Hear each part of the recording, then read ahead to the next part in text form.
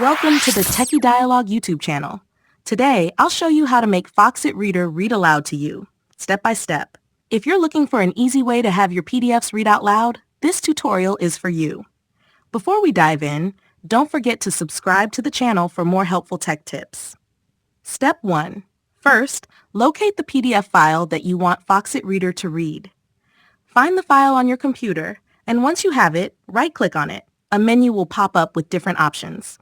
Step 2. In the menu, hover over the Open With option. A list of programs will appear.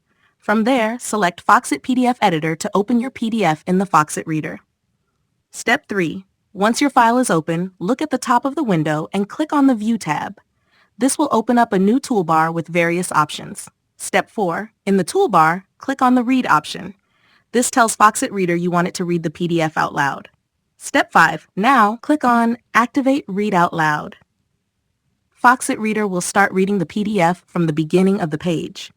You can adjust the reading settings if you want, but that's all there is to it.